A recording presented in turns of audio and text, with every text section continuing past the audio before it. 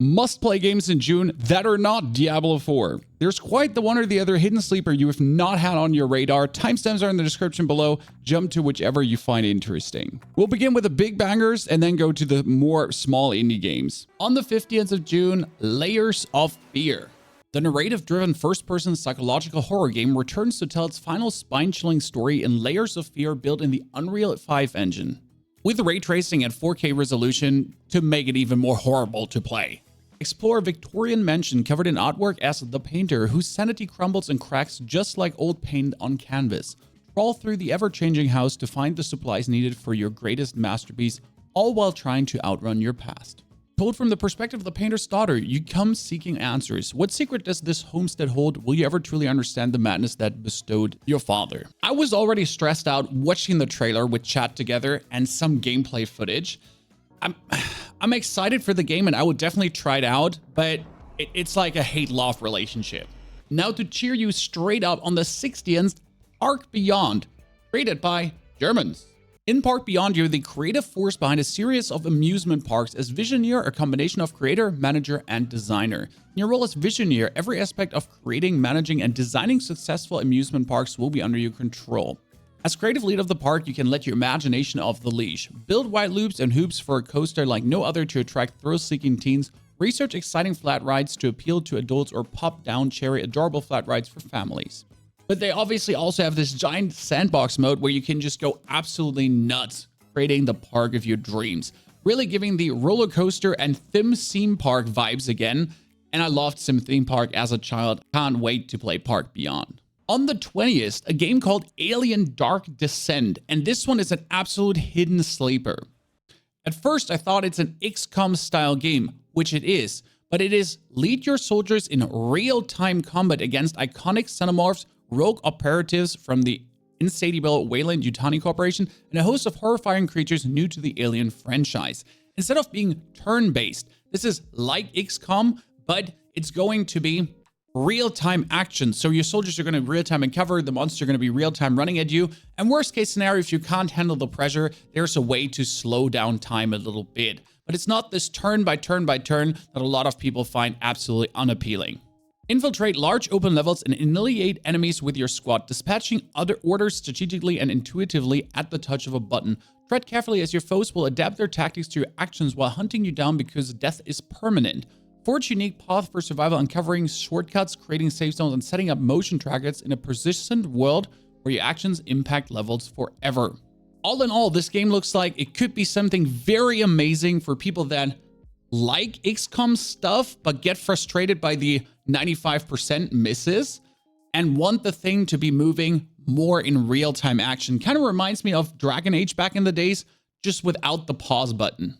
For the action-hungry maniacs, we have a game called Trepang 2, releasing on the 21st, and there's a demo on Steam currently. Trepang 2 is essentially super high action-paced fun. You play as an escaped soldier who has no memories of their past life, but is infused with supernatural abilities. Revenge is on your mind, and you'll stop at nothing to get what you want.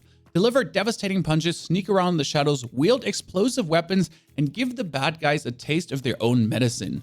Master your superhuman strength and speed to knock waves of heavily armed mercenaries into the next week. Slow down time to dodge rapid-fire bullets and use cloaking to become invisible and snap your enemies next when they least expect it. Game probably doesn't have the deepest story, but a very fun action-paced gameplay. Then an interesting run releasing on the 28th called Revival Recolonization.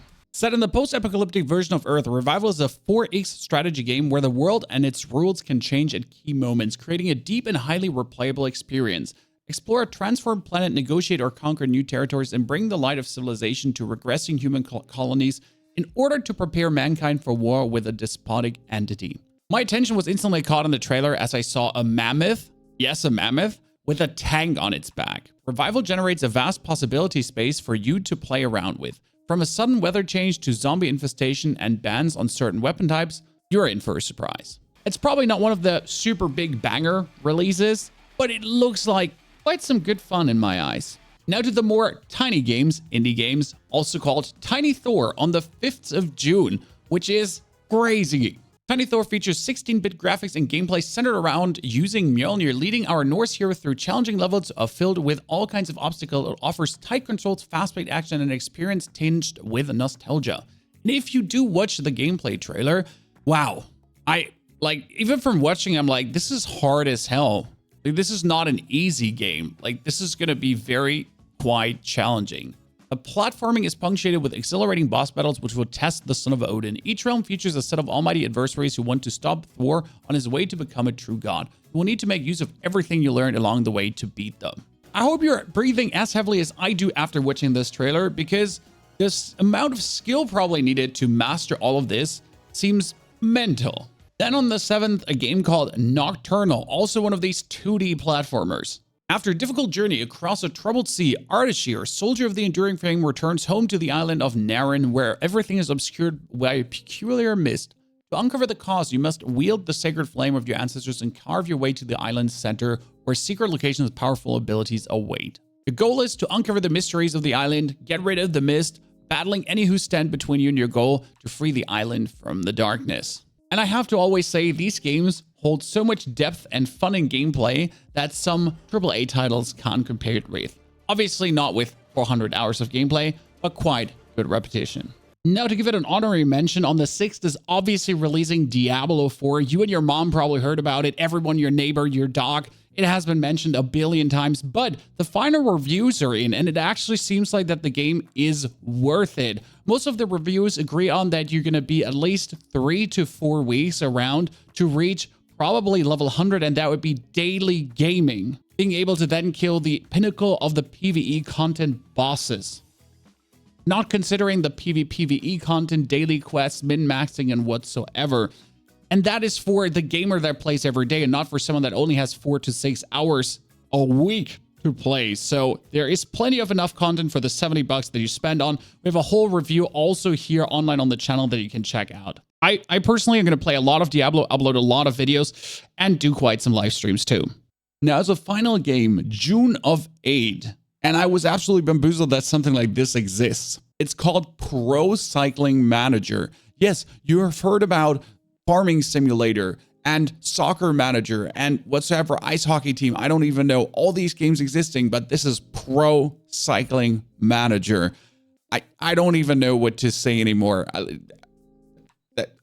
Are anyone in the comments ever, like, I know people watch cycling, but pro cycling, I wasn't even aware there's an audience for this. This is crazy. Now, I hope you enjoyed the new format. I was trying to get you a little bit visual breaks and everything in and show you some absolute amazing games. If you've missed the ones from May, here's a link so you can also enjoy these. Thanks for being part of this. If you have any feedback, feel free to drop it in the comments below. Also, the game that you did enjoy the most.